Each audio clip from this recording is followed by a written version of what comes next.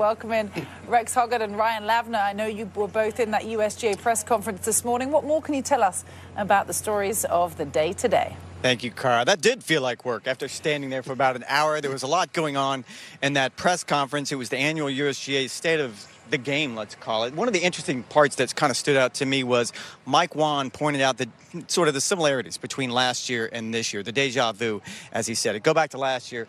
At the country club, you remember, that was the week after the first live event in London. It had become real.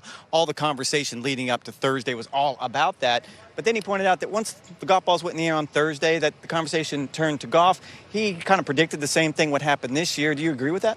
I certainly think so. I do believe the tenor of the conversations is different this year. I remember in 2022, It was a lot of talk about, there was an intrigue, there was a curiosity whether live golf was eventually going to be catching on. This year, I think there's more confusion. There's more anxiousness. It feels like golf has kind of reached this existential crisis. I do think, just like last year, the U.S. Open will be a nice diversion from what we're typically talking about the other 48 weeks of the year. Just as the previous two major championships were this year, I do think it'll be nice to get back to golf on Thursday morning. To your point, there's certainly more animosity this time around. But along with that, I think there's more confusion this time around. But simply players don't have any answers to what's going on in the world of golf.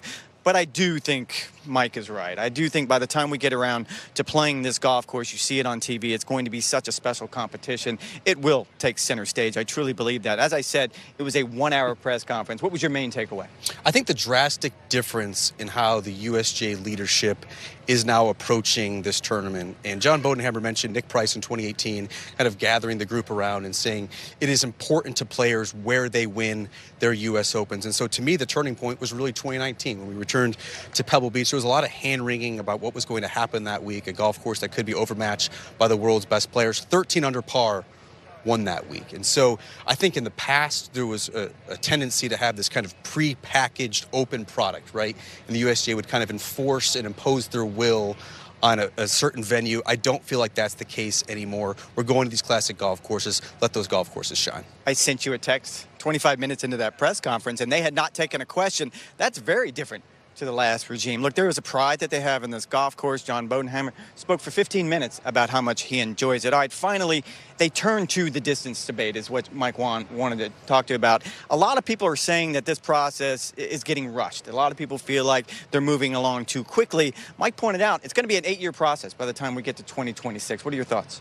Well, it does seem rushed in the sense that there's a 6-month comment period, right? Like this was proposed initially, that was a 6-month comment period, and then they will address what is going to be. I did think it was interesting that Mike Whan said that they don't necessarily like everything they're hearing, but they're listening to everything. That still gave me the impression that there is potentially some adaptability to what this local model rule is going to look like. There does seem to be some flexibility. It does seem like they would be willing to potentially compromise on some of the parameters of the deal. I thought that was encouraging. But when you look at the big picture, no, this is not getting rammed through. No. I think there's going to be plenty of time, 2.5 years potentially, for implementation and, of course, acceptance. And I think from the other side, I spoke with a lot of players, a lot of equipment manufacturers who simply point to the landscape in golf right now. As you pointed out, the two aren't similar. They have nothing to do with each other. But certainly, as we said, there's a level of confusion, there's a level of concern that's already in the game, and you're going to add to that. But I certainly get Mike's point that this has been going on for a long time. We're not trying to rush this through. There is a process. So I feel like they're comfortable with the way it's working out. You're comfortable?